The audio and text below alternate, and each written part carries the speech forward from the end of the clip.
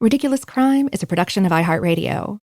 And hey, Elizabeth. Zaron. How are you doing? I'm well. How are you? You look well. You look really well rested. Thank you. So do you. You have a glow to you. So do you. Thank you. I'm feeling like a pregnant woman. I got a glow to me. You look fantastic. Thank you. I got a question for you. Mm-hmm. Another one, a second one. Mm-hmm. Actually, I haven't asked you one yet, so I guess this is my first question. I like questions. Strike that from the record. My question is this. Mm-hmm. Do you know what's ridiculous? I do. I do know it's ridiculous. I want to just establish something first, though, that we have maybe not all we don't like all the same things. You and I? Yeah. But they complement each other. So I would agree with that. You like Josh Allen. Yeah, Buffalo Bills quarterback. Football boy. Yes. And you like Snickers bars. I love Snickers bars. And I like sauces. Oh, no. Just stop it.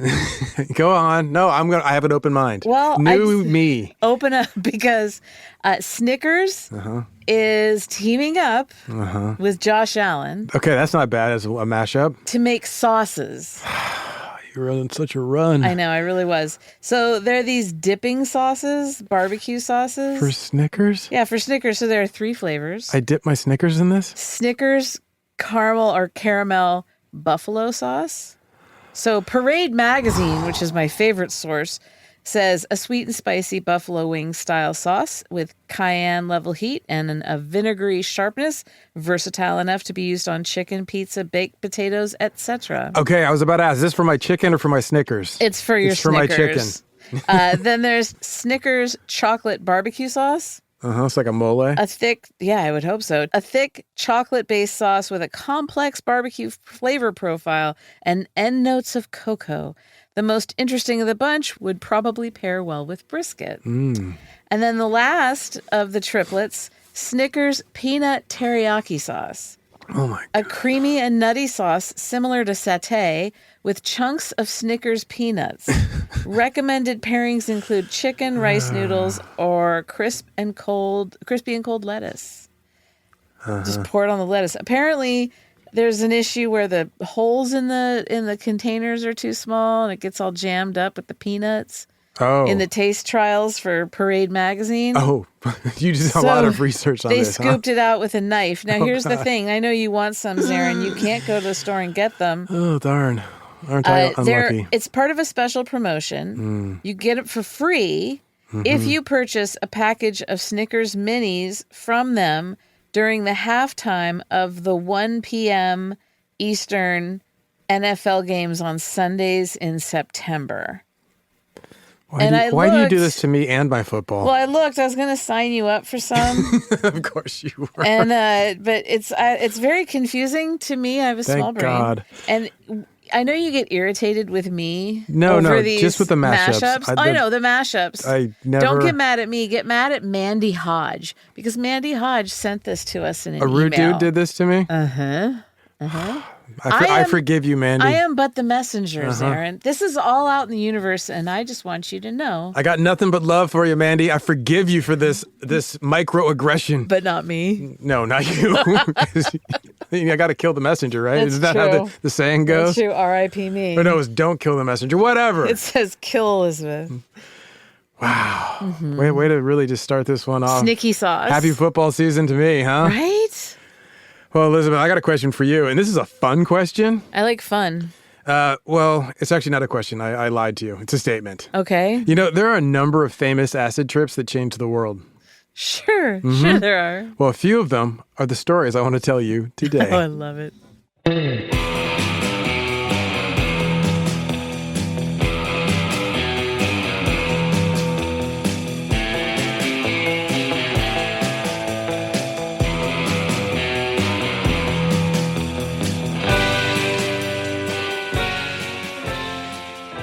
This is Ridiculous Crime, a podcast about absurd and outrageous capers, heists, and cons. It's always 99% murder-free and 100% ridiculous. Yes. Elizabeth. Zaron. I know. Yeah, I've told you a few drug-based stories on this show. No. And usually it's about cocaine. Yeah. Because cocaine often leads to drug capers and ridiculous crimes. A lot of crime. Today I have something I think I've only talked about once, which is acid, a.k.a. LSD. Okay.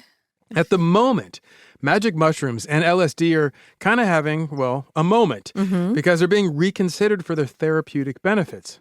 Right. Like in the Silicon Valley, microdosing is a buzzword. Yeah. And when it comes to LSD, if you can believe it, the current FDA has, according to the Associated Press, quote, designated psilocybin, MDMA, and now LSD as potential breakthrough therapies. That's what I understand, that Right? it's with the proper associative therapies and, conditions. Guidance and so Yeah, forth. for stuff like PTSD and anxiety. Totally, it's a hell of an about face when it comes to psychedelics. Yeah. That said, as you well know, doing acid is still illegal. Yes, it is. It's a federal crime, actually. And as I checked on the Department of Justice website, they That's are fun. only too happy to inform you that, quote, LSD is illegal. LSD is a Schedule I substance under the Controlled Substances Act.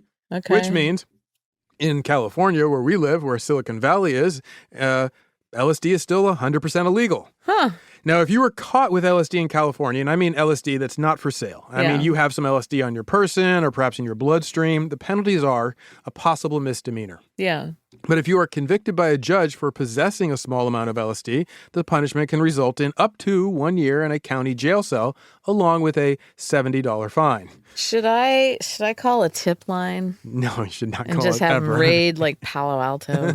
Go to Facebook's Meta headquarters. Now, obviously, this varies from state to state. If you're caught with acid on federal lands, like, say, a national park, then you can face federal penalties. For instance, for your first offense, the punishment is, quote, a fine of at least $1,000 and a prison sentence of up to 1 year.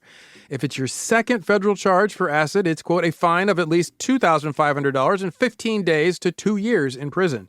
And if it's your third strike, you're looking at, quote, a fine of at least $5,000, 90 days to 3 years in prison. Doesn't that seem like a waste of time and resources? Yeah, you're asking me? Yes, 100%. Like, honestly, I mean, if you're dropping acid in like a national forest, who cares? My rule and stuff is if you aren't harming anybody, That's what I it really say. shouldn't be a crime. And but they argue that you're harming yourself, and therefore we have to protect you from yourself. Yeah, and yet you can buy as much alcohol as you want. Well, they don't have strong lobbyists for LSD.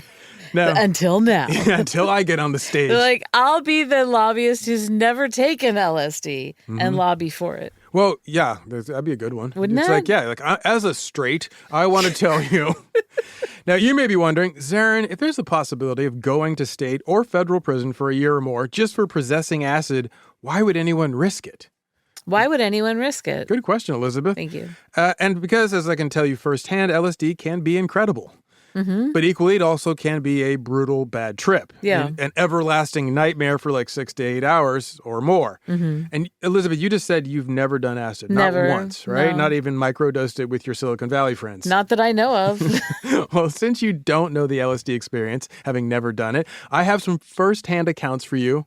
Celebrity acid trips. Yes, thank you. And because those are fun, even if they're not fun for the celebrities, some good, some bad stories, but I promise all of them are ridiculous. I like it. Now, Netflix has a documentary called Have a Good Trip, Adventures in Psychedelics. It features a few great acid trip stories to get us started. It also has interesting commentary, if you check it out, from a range of folks, from doctors who study LSD to Deepak Chopra, who is just a casual acid fan. Oh, really? Apparently. Interesting. So one of my favorite interviews in this doc is with Carrie Fisher. Love her. Yeah, miss if you're going to have her. celebrity drug stories, Carrie Fisher is going to be a go-to resource. Yeah. So she says that she was introduced to acid by her one-time boyfriend, John Belushi. Oh, my God. Right? I thought you'd already like this. We're starting out on a high. It's so good already. And it turns out Carrie Fisher liked it. So by the time she's doing acid, she's already famous as Princess Leia. Yeah. So she can't just drop a tab of acid and bounce around in L.A., which means, as she recalled for the documentary, she'd schedule acid trips in foreign locales. In foreign locales. Yeah, that's what we call acid chic. Yeah. Now, as Carrie Fisher put it, quote, I would organize trips around to places in the world simply to take acid there. I would do these things and forget I look like someone named Princess Leia or whatever I was for people then. And so it's not a brilliant idea to then take acid and go running around. Oh, no. Can you imagine you're out to dinner with your friends like in Bali and all of a sudden Princess Leia comes bounding by with a head full of acid? Right. Then she comes up to your table and tells you that your soul is radiating around your body like a undulating rainbow-colored snake or whatever. I mean, acid or no acid, that'd just be trippy. Yeah. Anyway, back to Carrie Fisher and her international acid vacays. So yeah, I went to the Seychelles and we took acid and oh my God, I was on the beach and there was no one else on the beach. And so I'm with my Super 8 movie camera. That's when this was, all right? And I'm filming my friend and as this was going along, suddenly I sensed there'd been a disturbance in the forest. Don't put that in. They put it in, Elizabeth, because I just quoted it. Right.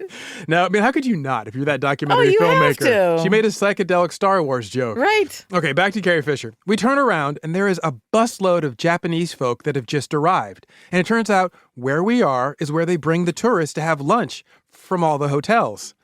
So this busload of Japanese tourists were faced with a semi-nude Princess Leia, and you just never see that coming as a tourist. Well, unless you're Jabba the Hutt. Hey! Now, in that same documentary, the comic and fellow podcaster, Marc Maron, he tells a story of him having a bad trip at, wait for it, a Grateful Dead show. Oh, boy. That's like next level bad trip.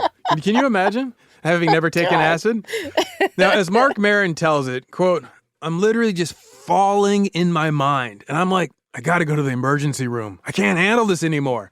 And there's one of those dudes sitting in front of me. You used to see them at Dead shows. They've clearly been on too many trips. They sort of move at a different frequency than other people. They're like, hey, man. Like they've got this weird, like they can just like. So what I'm doing is when words fail him, that's when he's doing like these snake dance with his fingers before his face. Like, hey, man. So Marc Maron then finishes this story about his bad trip by saying how next. So I just tap him on the shoulder and I look at him and I go, pretty soon Jerry's going to come out and him and his guitar are going to be like one thing. And this guy just looks at me and goes, just hang on, man. Oh, God. And he turns back around and I'm like, okay. And that was like the best advice I ever got. And I use it to this day.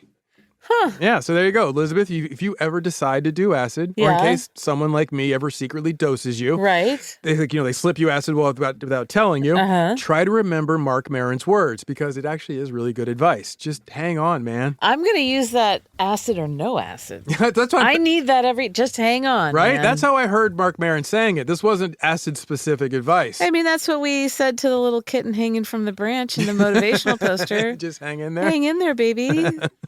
Good deep pull. Thank you. So, fun fact, do you know which famous band known for their advocacy of LSD and also having a psychedelic period of their music were dosed the first time they took acid? Do you want a hint? Yeah, please. I'll give you a hint. My name's John, and I also play guitar and sometimes play the fool. Oasis. Exactly. Yes, it was Oasis. So forgive my terrible impression of John Lennon, but it was the Beatles. So as George Harrison once told Dick Cavett, when we took the notorious wonder drug LSD, we were having dinner with our dentist. Well, you used to have dinner with your dentist? Yes, and their dentist dosed them without them knowing. The first time John Lennon and George Harrison did acid, it was when they were secretly dosed by their dentist at a dinner party. Dr. Spaceman. Right? So as George also recalled, and he put it in our coffee and never told us, and we'd never heard of it. That is assault. Right? I mean, it literally is a crime. I cannot believe the Beatles dentist was just like my man Mark DeFriest, the prison Houdini, dosing coffee with LSD. He's the fifth out of the 5 dentists. Yes, totally. The rest of them are recommending Trident. He's like, I LSD recommend acid. in coffee. So, I mean, that's just not cool to do to someone, even if you're trying to escape prison, but especially not cool if you're a dentist having dinner with the Beatles. I mean, I fantasize, like I said before, about dosing the faculty in a faculty meeting. Totally. But that was just daydreaming. No, you would never actually act on that fantasy. I'm not going to live out those spiraling thoughts. I'm just going to... He thought it was so fun to dose the 2 Beatles and then took him out to a club. Well, anyway, back to George Harrison to finish the story of his first trip.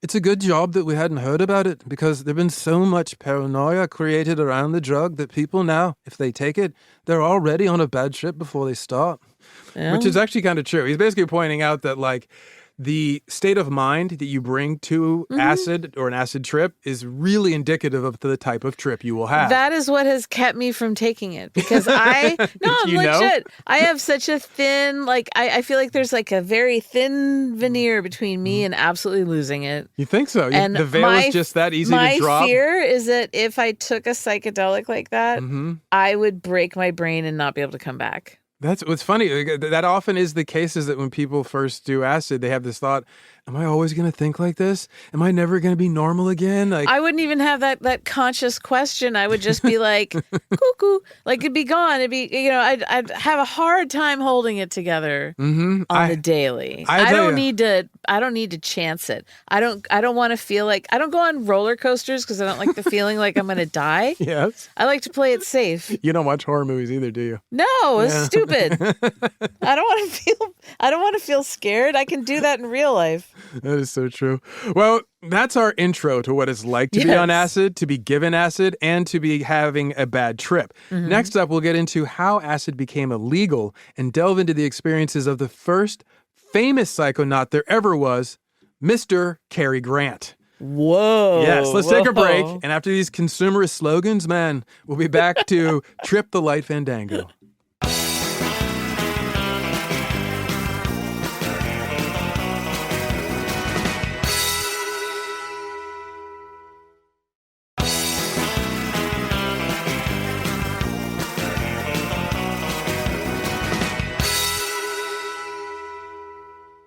And we're back, Elizabeth. Hey. You ready to get sideways with the Beatles again? Yeah, please. Because I also happened to find in my research the story of the second time they took acid. I think they're all well documented. No, actually, surprisingly not, because I think they did it multiple times. Well, but there's a lot of stories, especially from George Harrison. Well, the second time the Beatles ever took acid, after that first time with John and George getting dosed by their dentist, the next time they both took acid together, John and George, they were in Hollywood. Okay. And fittingly, they were with Peter Fonda of Easy Rider fame. Sure. Right? Yeah, no Dennis Hopper to make it really fun. Bridget's dad. Yeah, so the two Beatles, John and George, they're staying in L.A. at a ranch house with Peter Fonda and the band The Byrds. Oh, okay. And I thought you would like this. This was in late 1965 or early 1966 when David Crosby was still in the group. Love him. And David Crosby must have been a wild person to drop acid with. Oh, God, I can only imagine. For whatever reason, John Lennon starts to have a bad trip. So Peter Fonda tries to, help him out. But everything he's saying only makes things worse. Because apparently Peter Fonda was, getting in his face and telling John Lennon stuff like, oh, I know what it's like to be dead, man. Whoa, no, you don't know. Yeah. So, and then it gets worse, because then he pulls up his shirt to show John Lennon where he had shot himself. No! But not with a real gun, Elizabeth. He'd shot himself with a BB gun when he was a kid. Well, I mean, I've done that as an adult, but I don't show people. Somehow he thought this would help pull John Lennon out of his bad trip. What is wrong with him? Eventually things get so bad for Lennon that he kicks Peter Fonda out of their little acid party. You've got to go. Yeah, of course. And I guess Peter Fonda was such a bummer for the acid trip. John Lennon eventually did what songwriters do. He wrote a song about it. Oh, he did? There is a song that the Beatles sing and put on a record that's about Peter Fonda giving him a bad trip. What's it called? On the Beatles album Revolver, he wrote the song She Said, She Said. And it's about his Peter Fonda-shaped bad trip. Yeah, which just goes to prove that acid won't always inspire great art, because that song is not one of their best. No. But anyway, Elizabeth, how did acid become illegal? How did it become illegal? Fantastic question. Thank you for asking. You ask the best questions. LSD was accidentally discovered by the Swiss chemist Albert Hofmann in 1936. But at first, he didn't do anything with it. But not for a lack of trying, because in fact, he synthesized LSD 25 times. That's why LSD is known as LSD-25. Oh, is it? It was the 25th batch he created. Like WD-40. Basically, no, it's the same numbering system. So you see, in 1936, he was working at Sandoz Laboratories in Switzerland. That's the lab where saccharin was discovered. Oh, interesting. And at the time, young Albert Hofmann was working with ergot, which is a fungus that grows on rye, as a baker. Yeah. One of the active compounds created by this fungus is lysergic acid. That's where we get the LS for LSD. Sure. That's what he was working with when he was trying to create his lysergic acid compounds. As he wrote, I had planned the synthesis of this compound with the intention of obtaining a circulatory and respiratory stimulant. The new substance, however, aroused no special interest in our pharmacologists and physicians. Testing was therefore discontinued. Okay. So LSD was almost doomed to sit on a shelf forgotten in some Swiss laboratory, never to see the light of day. But Hoffman, he just couldn't stop thinking about this LSD stuff. So years later, in 1943, he synthesized a new batch of LSD-25.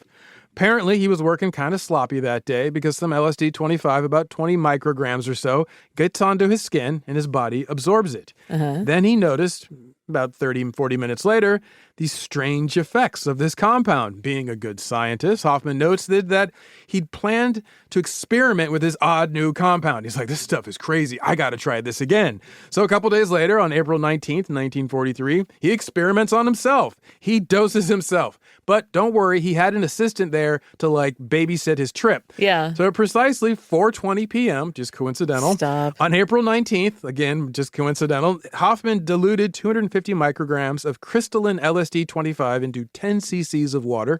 40 minutes later, he's fully tripping. As he recorded in his lab notes, beginning dizziness, feelings of anxiety, visual distortions, symptoms of paralysis, desire to laugh.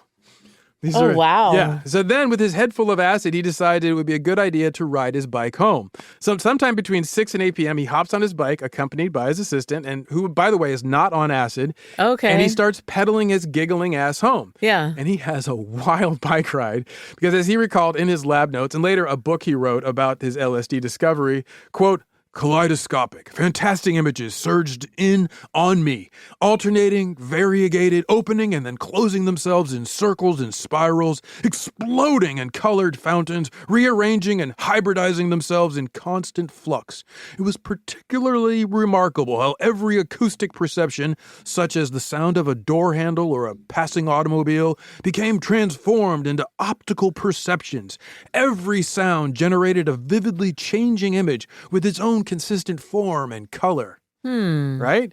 So this is the world's first acid trip. Right there, full-on yeah. acid trip. He actually got himself off, not just enough to microdose as he did the first time. Right. And this time he's doing pretty much double what the recommended dosage is. Yeah. But it wasn't all rainbows and kaleidoscopic visions and engrossing sounds that turned into trippy visuals, because Hoffman also had a bit of a bummer. He also had the world's first bad acid trip. Oh, no. Yeah, because he recalled how for part of that first acid trip, he believed he was somewhere at the outer reaches of hell.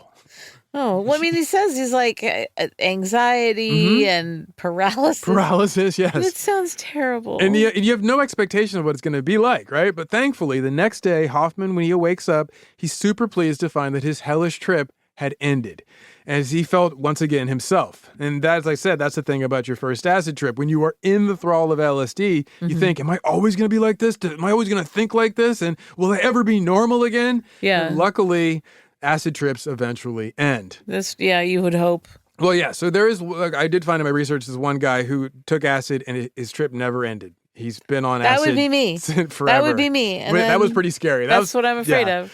Now, You saw me once eat an entire gummy. Yes. But it a was weed very gummy. low THC. Sure, And it was horrible. But you're very giggly. And nonsensical. Yeah, but I remember I had to keep sitting there saying, this is going to be over. At some you point, gripped the this will couch. be, I was holding onto the couch. At some point, this will be over. I tried taking him for insomnia, anxiety. I have to take a little nibble. Like an ear off of a gummy bear. Microdose. Yes. I microdose THC gummies that are already the lowest percentage possible. And I just, nothing anxiety inducing. I already produce enough of that. Yeah, I think you're chemically already leaning towards that. So I you am, don't but need when any you have push. to keep telling yourself this is going to be over, this will end, this will be over, it's not fun. Well, For me. Now, for the next decade, LSD-25, it becomes this quiet, kept secret amongst those in the know. And so there were folks who were they started experimenting with it. They go to the Sandoz laboratories, they order up some LSD pills, they have them sent over, even to America, to the States. And right away, these folks on the inside, they see the potential for LSD as a therapeutic. Yeah. As a way to treat certain mental illnesses, personality complexes.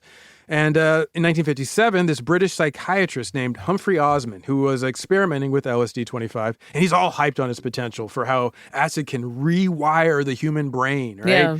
So he goes to his friend, this writer named Aldous Huxley, and he tells him all about it.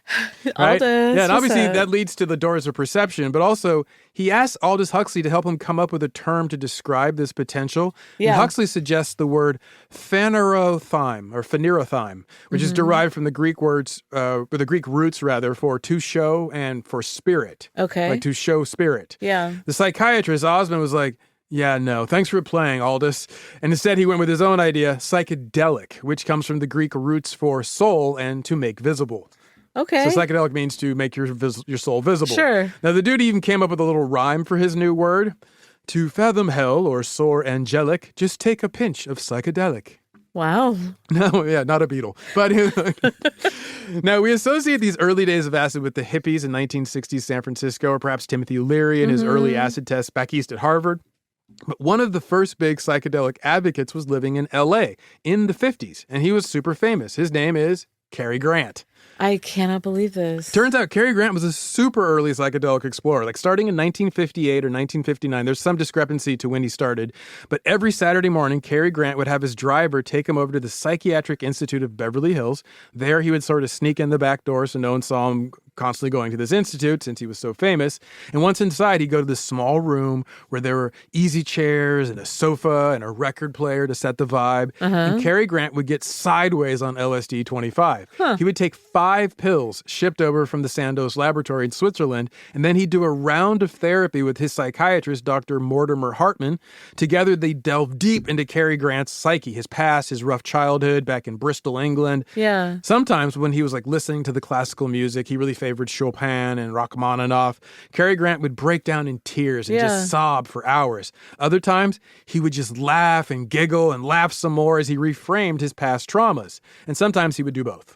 He's way ahead of his time. Completely. I mean, like, he's like a true psychonaut, like an explorer. Like, yeah, he went to the moon before everyone else. Wow. So when he was all done, his driver would then take him back home, and he'd still be tripping. And he would just be gazing out of the car windows as the weird and wonderful world was passing by. Yeah. And he did this more than 100 times. It lasted until 1962. Dang. And Cary Grant said that LSD saved his life. That's a direct quote from him. Wow. Now, also, Cary Grant didn't stop taking acid in 1962. He just stopped going to his psychotherapist for it. Okay. But by then, he'd stockpiled his own stash of acid, so he would just get twisted in the comfort of his mansion, and he kept on tripping at home for like another decade. I'm talking well into the 1970s. Well, I just recently read the memoir by John Perry Barlow, who is one of the Grateful Dead songwriters. Sure. And he had dropped an incredible amount of acid over his life.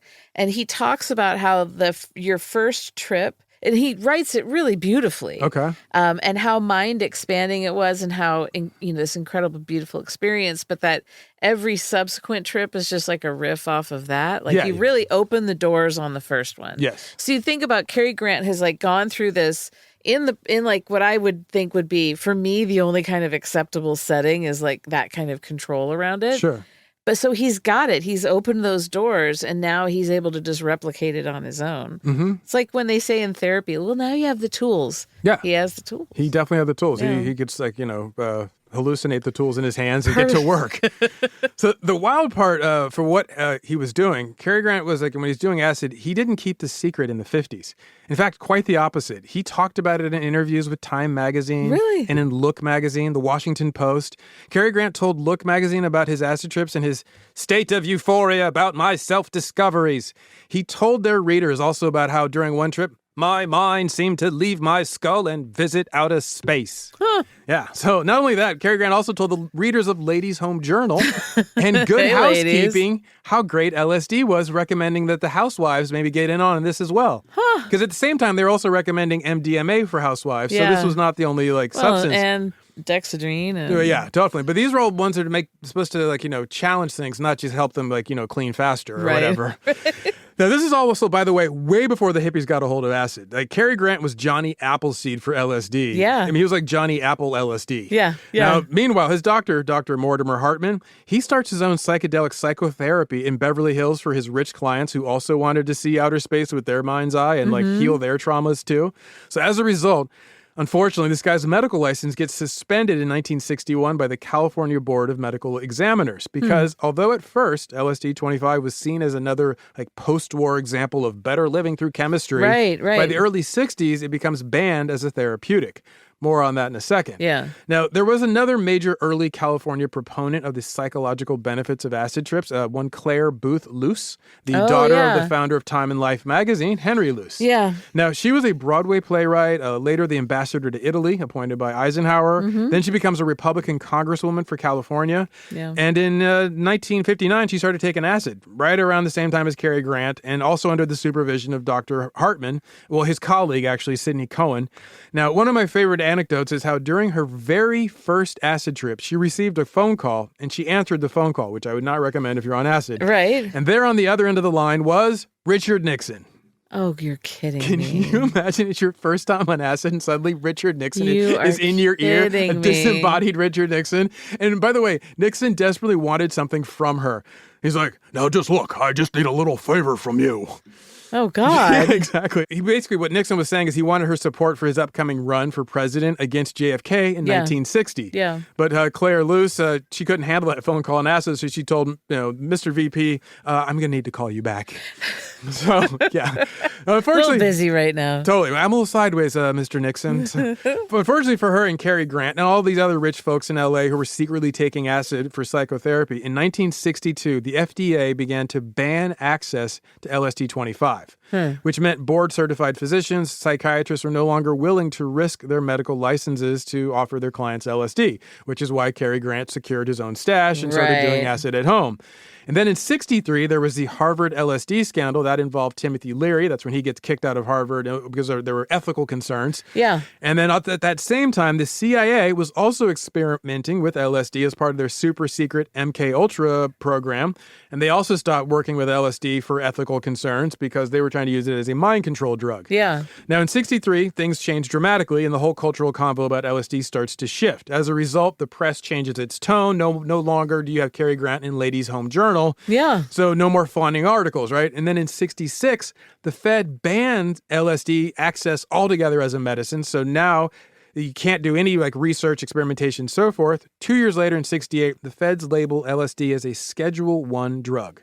Which put it in line with freebase and crack cocaine and heroin, which is where it has remained to this day. Yeah. And that, Elizabeth, is how LSD became an illegal street drug. Interesting. But soon enough, thanks to the hippies openly defying the government, and they could just continue to drop acid or actually really start dropping acid, this is when acid becomes the star of a moral panic. Yeah. Enter Ken Kesey, the writer of the novel One Flew Over the Cuckoo's Nest. You're familiar with his work? Yes. Now, he'd been a subject in the CIA's secret program, MK-Ultra. And specifically, he was part of their illegal experiments with LSD as a mind control drug. So he had firsthand experience with LSD, and he liked it. So after he gets out of the ultra-secret CIA mind control program, and after he leaves the mental hospital, which his novel was based on, and then after he got rich and famous for the book he wrote about it, The One Flew Over the Cuckoo's Nest, Kesey decides to help spread the gospel of LSD. This is 1964. Okay. So this is just before LSD was banned and later labeled a Schedule I drug, but it was still in the limbo period. Yeah. Kesey wants to go on this cross-country acid pilgrimage to spread the word from sea to shining sea. His plan? Buy a school bus. Load it up with freaks like him and drive from his ranch in La Honda, California, across the country to where? Coalinga. The 1964 World's Fair in New York City. Oh, man. Just show up with a head full of acid at the World's Fair. Oh, man. Straights will love that. Yeah. So he buys a 1939 Harvester school bus, one of those classic big yellow school buses. Cute. Then he asks Jack Kerouac's inspiration for his character, Dean Moriarty, from his book On the Road, Neil Cassidy, to be the bus driver. Neil Cassidy's like, I ain't got anything to do right now. He eagerly accepts. And so they then name this bus Further, and then they call the folks who load up onto the bus the Merry Pranksters. Yeah. The writer Tom Wolfe, he wrote a whole book about this bus and the trip. It's called The Electric Kool-Aid Acid Test. Yeah. There's also, by the way, a documentary film that recorded this whole epic road trip, and Ken Kesey brought his 4-year-old son on this trip. It is a really irresponsible psychedelic trip. Yeah. But you can see Neil Cassidy, right, the spirit of the Beat generation, all hopped up on amphetamines because that's what the Beats prefer. preferred. Well, Because yeah. just like the jazz musicians who they revered, like they're popping uppers and playing all night. Yeah. So that's what he's doing. He's popping uppers and driving the bus. And then he's talking also that poetic beat talk the whole time. Yeah. Meanwhile, the spirit of the hippies is being born right behind him on the bus, because you can literally see one subculture pass the torch to the new subculture. It's wild. Yeah. So at one point, Neil Cassidy, he drives the bus off the road in Arizona, and this leads to like, oh, let's just, while we're stuck here, have an impromptu acid party. So Ken Kesey doses everyone with LSD, some people not knowing it, and together they all decide, let's paint the school bus. And that's where we get the look and the aesthetic of the psychedelic hippie thing. Like, that bus trip literally launches the look and the spirit of the psychedelic 60s. Yeah, the swirling colors. Exactly. Everything you would associate with, like, Haight-Ashbury, 1967. Sure. It's on the side of that bus. Wow.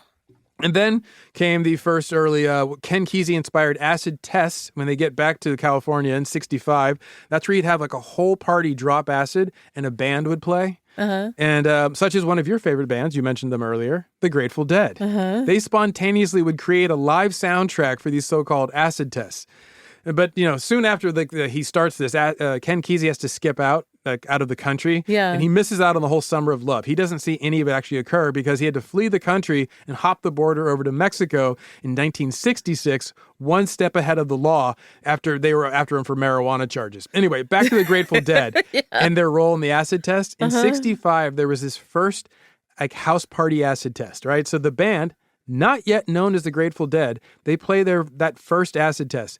1 week later, they changed their band name to the Grateful Dead. See, it was an inspiration. I have to assume it's a result of the LSD. Probably. Right? And so then they played the second acid test. It was in San Jose, in the backyard of what would become the Silicon Valley. So the Grateful Dead were so into this new acid scene that they started playing acid test house parties for the next full year. A whole year of them. A whole year of acid and just playing soundtracking parties. Yeah. And this creates the popularity, the underground cool of this scene that then it kind of creates and promotes this new spirit in the Bay Area. Specifically, then it takes hold in the Haight-Ashbury where they have a house. Yeah. And then that bursts forth in the summer of 67 as AKA the Summer of Love in San Francisco. And that's when the rest of the world is introduced to hippies and psychedelia. Now, as we both know, nothing lasts forever. Yeah. And so that fun, buoyant, experimental spirit of the Summer of Love, it doesn't last. It eventually gives way to back to the land communes, which kind of often turn and devolve into cults and some other weird behavior. Sure. And then this whole spirit, it gets swept under the cocaine-fueled disco scene of the 1970s. Yeah. So it really only lasted for 3 years, maybe 4, depending on how you want to count them. Right. But there you go. That's how LSD became illegal. Yeah. Let's take a little break. Drink some orange juice to keep this trip going, man. And as we listen to some more consumerist ads, brother, when we get back, we'll dip back into some more epic acid trips. And as I told you, these will be from celebrities like Keith Richards and John Lennon. They took an acid road trip together. What? Yes, back in 2 and 2.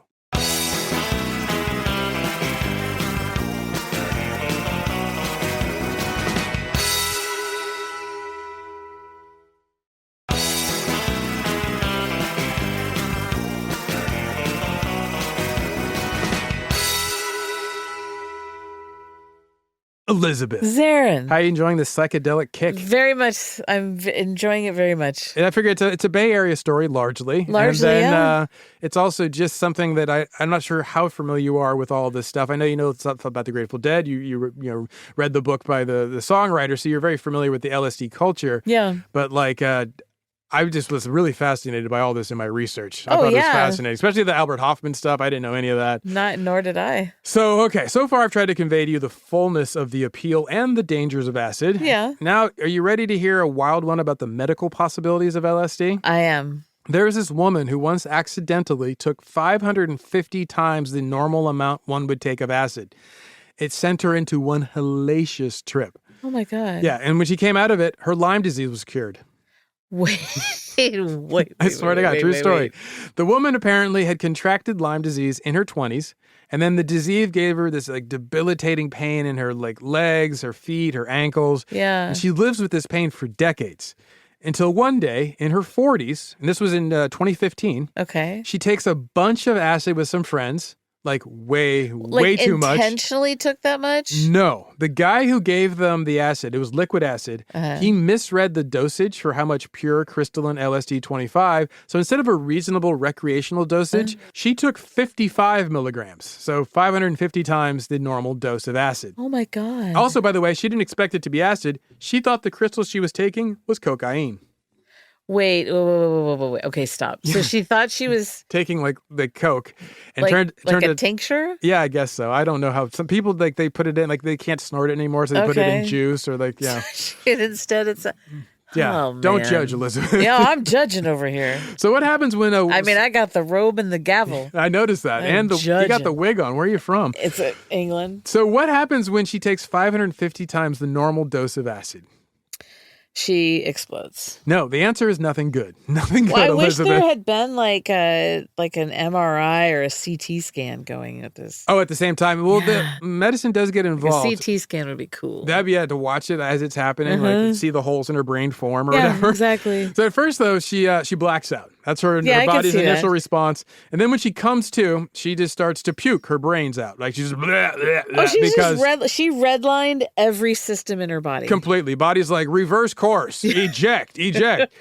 And then this, by the way, her puking or her like long puke-a-thon, it lasts for the next 12 hours. For 12 hours, head full of acid, she just keeps puking.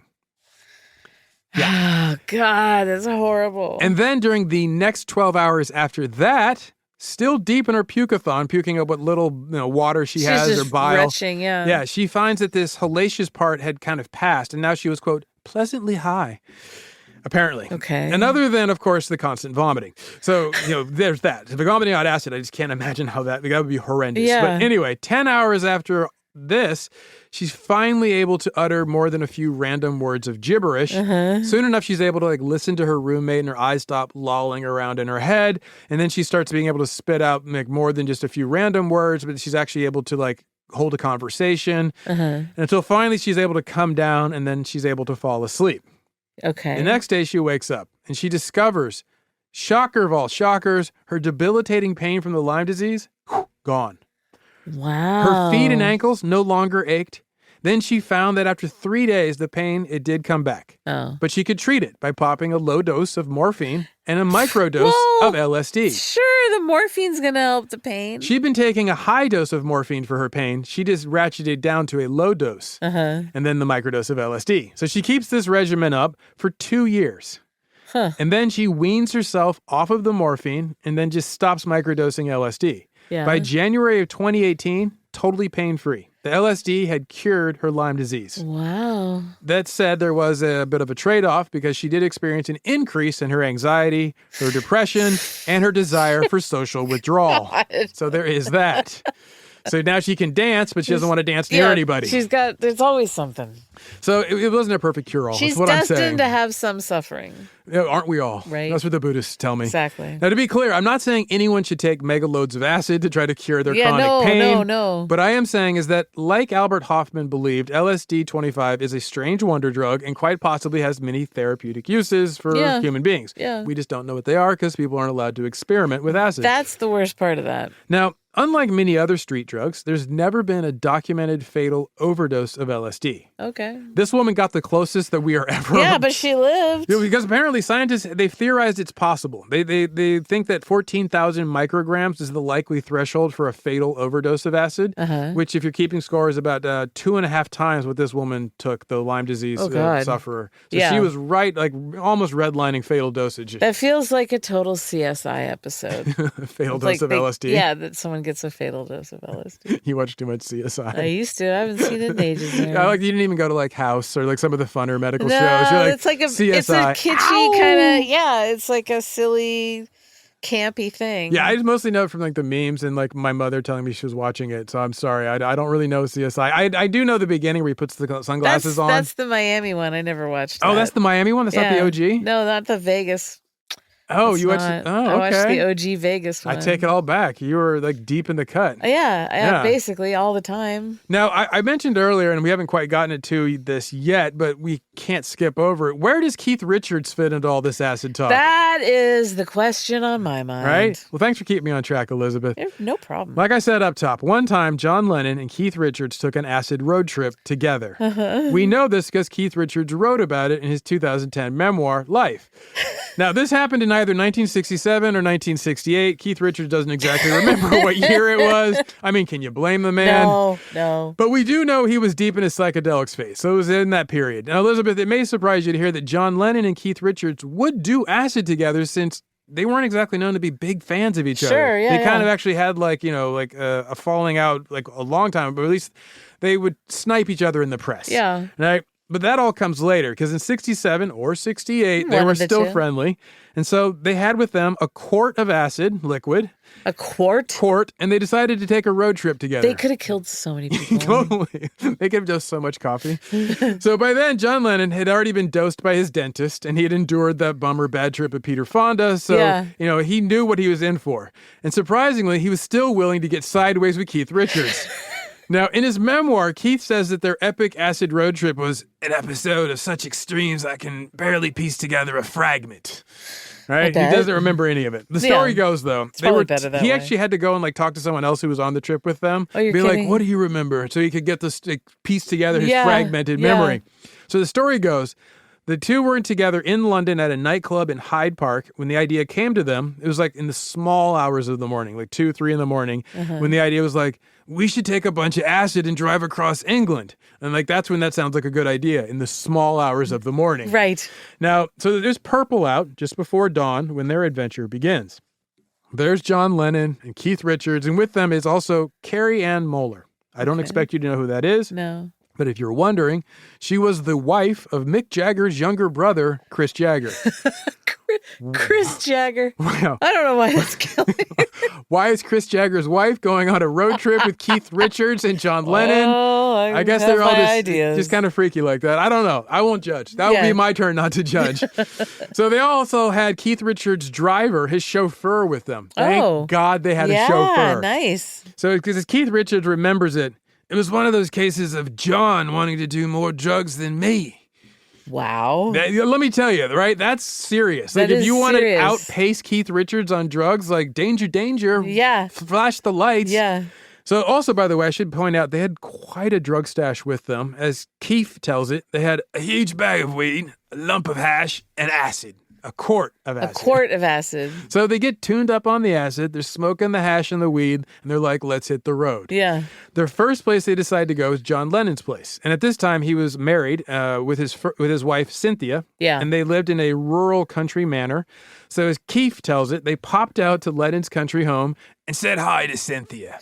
Oh, I'm sure she loved that. So perhaps it was to get permission for John Lennon to disappear for 3 days or something. I don't know. I guess she gave him the green flag to go because boom, now they're off on their merry way. Yeah. Heads full of acid, they tell the chauffeur, drive them to their next proposed stop on their magical mystery tour, which was Carrie Ann Moeller's mother's place. Why? But the extended family tree on this is amazing. Right? There's hey, we should go see my mom. Can we go to my mom's She's house? always wanted to meet you, John. So they go. I guess it made sense at the time. Who knows? Her mother lived at the English seaside in this little town, and they planned to show up unannounced, twisted on acid, and arrive just in time for breakfast. What a treat that would be. Yeah, right? Or as Keith tells it, what a nice visit for her mother. A couple of flying acid heads who've been up for a couple of nights. We got there about dawn. Oh, God. Yeah, so however, Keith means their mother's little seaside town because before they show up at her mother's house, they decide to stop at a cafe. Why? Once again, I have no idea. Maybe they wanted some coffee to kind of sober up. Maybe they just wanted some bangers and mash. Who knows? No idea. Maybe they wanted English breakfast, put some beans on my plate. Could be. No, so they decide, but... Well, rather than speculate, Elizabeth, let's just dive into this weird little moment of rock history. I'd like you, if you'd be so kind, Elizabeth, I'd like you to close your eyes. My eyes are closed. I'd like you to picture it.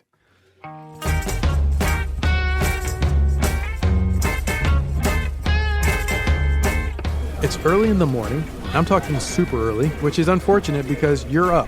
Why? Because you're a cafe cat. Like one of those cats that lives in a cafe. and the type who gets to wander around because customers find you charming.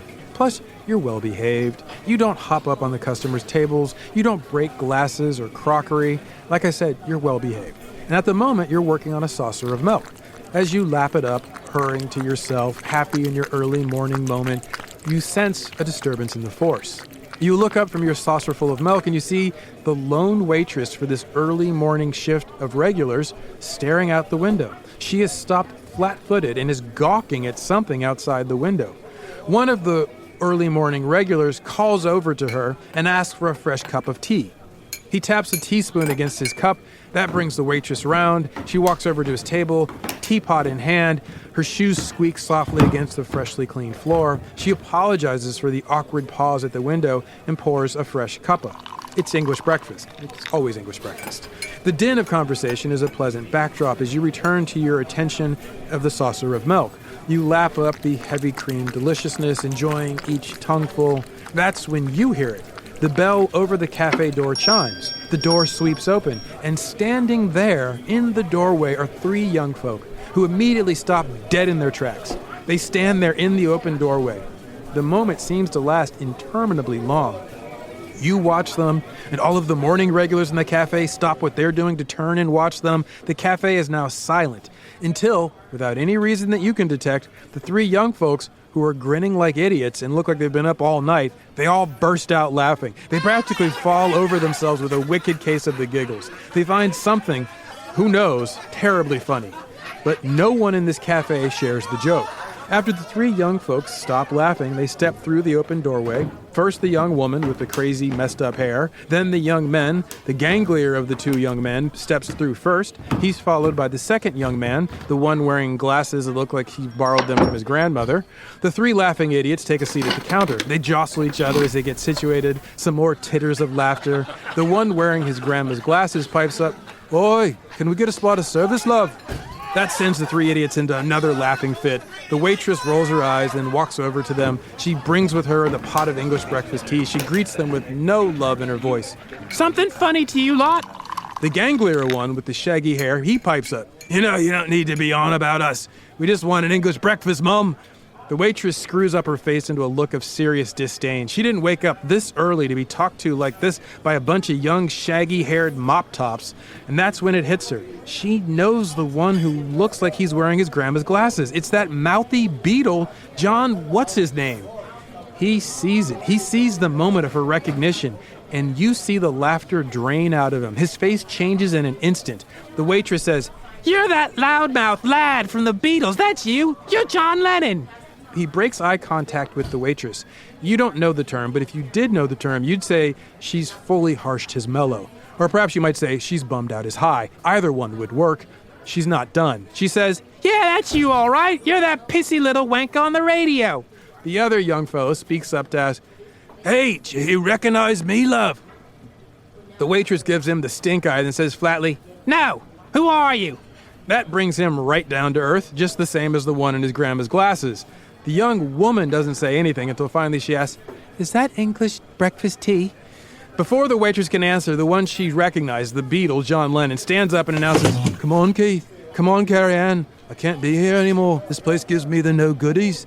The ganglier one agrees, "Yeah, mate, let's piss off." And just like that, they all stand up. The morning regulars watch them go. The bell over the door chimes once more, and the door closes behind them. And then someone says, "What a bunch of daft idiots."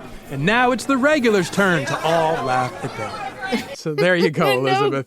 The no goodies. Yes. I've got the no goodies. So there you go, Elizabeth. That's when Keith, John Lennon, and Mick Jagger's little brother's wife, Carrie Ann, all realized precisely just how high they were. Yeah. Now, according to Keith Richards, when they walked into that cafe, not only was it like throwing cold water in their faces, you have to keep in mind, this is at the tail end of Beatlemania, and so John Lennon never knew when people would lose their minds in his proximity. Yeah. So can you only imagine how wild it must have been to be a Beatle and be on acid in public?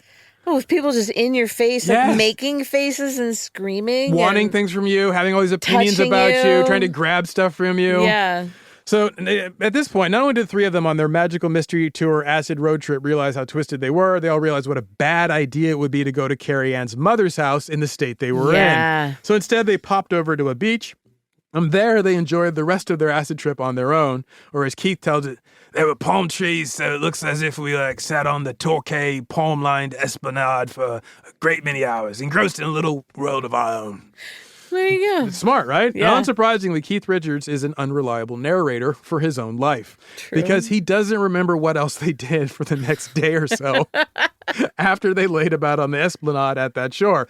But he sums it up like this. There follow, therefore, some missing hours because we didn't get back to John's house until after dark. Now, I am happy to report, though, as Keith finished up his tale of their acid road trip, we got home, and so everyone was happy. Yeah. There you go. That is the measure of success. That's perfect. Did you make it home, and did you have everyone with you? And were they happy? Yeah. Good point. Right? And also their chauffeur was there, I think, kind of like as their trip babysitter. Yeah. So that was helpful. We could also hear the story, but we never do hear the story from John Lennon's perspective because he never spoke of it publicly, because why would he? Yeah. But John Lennon also had even less of a memory of the chain of events of this road trip than Keith Richards did, because remember, he was doing more drugs. Right. So as Keith tells it, Johnny and I were out there sometimes years later in New York, and he would ask, what happened on that trip? So there you go. That concludes our little acid field trip through the world of LSD-25. Amazing. What's our ridiculous takeaway here, Elizabeth? You want to keep away from the no goodies. Right? I think that's just true in all things. In acid all or no things. acid. Yeah. What about you? What's your ridiculous wow. Thank you for takeaway? asking. As somebody who's done his fair bit of acid when I was a much younger man, I will say, don't feel any compulsion to do it because, take in mind all these bad trips these people had, but also don't be afraid of it. But it is what you bring to it. So, try to be like Keith Richards, unafraid, foxy, and open-minded and foxy. Yes, thank you. So you're in the mood for a talk back to rinse away all of this acid hangover? I most certainly am. Dave. Producer D, can you favor us with one? Talk back. Oh my God, did he just say that? OMG. Hi, Elizabeth and Zaron. I just heard my talk back about the Coors beer smuggling from California to Chicago. Just wanted to clarify, that was on a Navy P-3 aircraft. So the Navy was helping us smuggle Coors beer from California to Chicago. Thanks. I think that's even more ridiculous. Hell yes. Yeah, it is. Smoking the Bandit in the skies on Navy aircraft. On Navy aircraft. Way more ridiculous. So good. Dude, I So love our good. rude dudes. They're Thank the you guys for best. these. The talkbacks kill us. So Yeah. we really very much look forward to Yes. listening to what you guys have out there. And that's an excellent one. Thank you, brother. As always, you can find us online at Ridiculous Crime on social media. And we now have our account, Ridiculous Crime Pod, on YouTube. Go check it out. Leave a comment, like, subscribe. Tell your mama, your daddy, your greasy, greasy granny.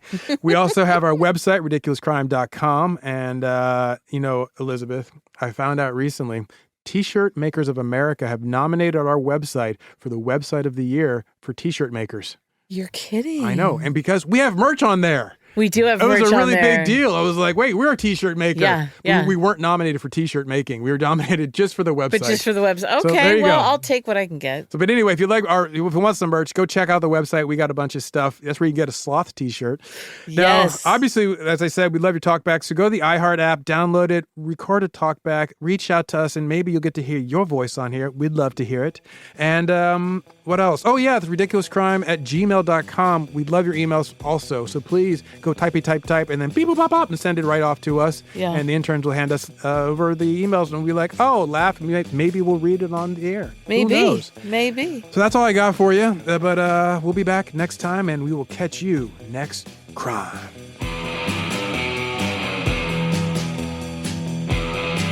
Ridiculous Crime is hosted by Elizabeth Dutton and Zaron Burnett.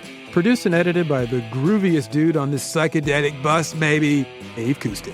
And starring Annalise Rucker as Judith. Research is by Keith Richards' ghostwriter, Marissa Brown. Our theme song is by our resident Grateful Dead cover band, The Hopeful Alive, Thomas Lee and Travis Dutton. The host wardrobe provided by Botany 500. Guest hair and makeup by Sparkleshot and Mr. Andre.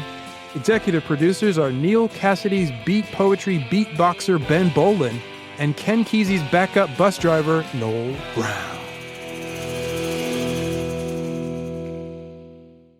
Ridiculous crime. Say it one more time. Ridiculous crime.